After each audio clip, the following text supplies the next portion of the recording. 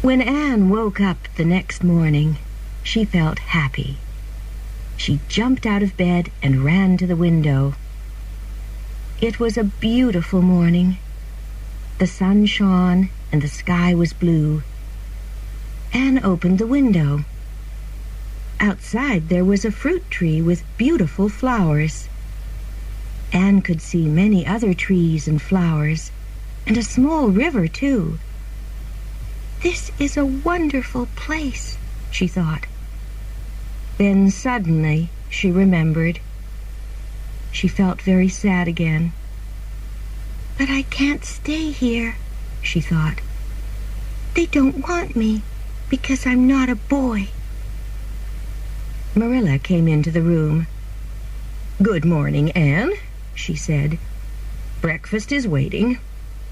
Wash your face and put on your clothes." "I'm feeling very hungry," Anne said. "I can never be sad in the mornings. I love mornings." After breakfast, Anne washed the plates and cups. Marilla watched carefully, but Anne did the job well. "This afternoon I'm going to drive to White Sands," Marilla said. "You'll come with me, Anne, and we'll talk to Mrs. Spencer." Matthew didn't say anything, but he looked very sad. Later he got the horse and buggy ready for Marilla. Marilla drove, and Anne sat next to her. "Is it a long way to White Sands?" asked Anne. "About 8 kilometers," answered Marilla. "I know you like to talk, Anne. So tell me your story."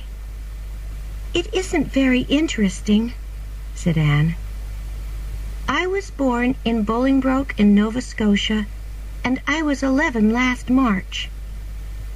My parents were teachers, but they died when I was a baby, so their cleaner, Mrs. Thomas, and her husband took me into their house. Mrs. Thomas had 4 children. I helped her with them, but then Mr. Thomas died in an accident. Mrs. Thomas and the children went to Mr. Thomas's parents. They didn't want me. Then Mrs. Hammond, Mrs. Thomas's friend, took me into her house. She had 8 children. They were very hard work. Then Mrs. Hammond moved away. I had to go to the orphanage because nobody wanted me. I was there for 4 months. "Did you go to school?" asked Marilla. "No, not often," answered Anne. "I didn't have time. I was always busy with the children. But I like reading very much." "Were these women, Mrs. Thomas and Mrs. Hammond, kind to you?" asked Marilla. "They wanted to be kind," Anne said slowly, "but they were always very tired. They couldn't really be kind to me." Marilla suddenly felt very sorry for Anne. The little girl's life was very sad. Nobody wanted her or loved her. When Mrs. Spencer saw Marilla and Anne, she was very surprised. Marilla told her about the problem. "I'm very sorry," answered Mrs. Spencer. "I made a mistake. But I have an idea. My neighbor, Mrs. Blewett, has a new baby. She wants a girl to help her. Anne can go and live with her." "Oh," said Marilla. She knew about Mrs. Blewett. Mrs. Blewett had a lot of children, but she wasn't very kind to them. "Look," said Mrs. Spencer. "Here's Mrs. Blewett now." Mrs. Blewett had small, cold eyes. "This is Marilla Cuthbert from Green Gables," Mrs. Spencer told her. "And this little girl is from the orphanage. I brought her for Marilla, but Marilla wants a boy. Would you like her?" Mrs. Blewett looked at Anne for a long time. She didn't smile. "She's very thin," she said. "I hope she's strong. She'll have to work hard." "Yes, Mrs. Spencer. I'll take this girl. She can come home with me now." Marilla looked at Anne's unhappy face. "I can't give Anne to Mrs. Blewett," she thought. "Wait," she said. "First I have to discuss things with my brother, Matthew. He wants Anne to stay with us." Anne looked at Marilla in surprise. Then she jumped up and ran across the room. "Can I really stay with you at Green Gables?" she asked. "Did you really say that?" "I don't know," said Marilla. "Now sit down and be quiet." When Marilla and Anne arrived at Green Gables, Matthew met them. He was very happy when he saw Anne. Later, Marilla told him about Mrs. Blewett. She told him Anne's story, too. Matthew wasn't usually angry, but he was very angry about Mrs. Blewett. "That Blewett woman is very unkind," he said. "I know," said Marilla. "I don't like her. All right, Matthew. Anne can stay here with us. But I don't know very much about children. I hope I don't make any mistakes with her." "Thank you, Marilla," said Matthew happily. "Anne's a very interesting little girl. Be good to her. Then she'll always love you." Next day, Marilla didn't tell Anne about her conversation with Matthew. She gave Anne a lot of work in the kitchen. "Marilla," said Anne excitedly, "I have to know about my future. Please tell me. Are you going to send me away?" "No," said Marilla. "You can stay at Green Gables with Matthew and me, but you have to be good." Anne started to cry. "Why are you crying?" asked Marilla in surprise. "Don't you want to stay with us? Don't you like Green Gables?" "Oh, yes, Marilla," cried Anne. "I like it very much. I'm crying because I'm very happy. And I'll always be good." Some days later, Mrs. Lynde came to tea with Marilla. When she arrived, Anne was outside.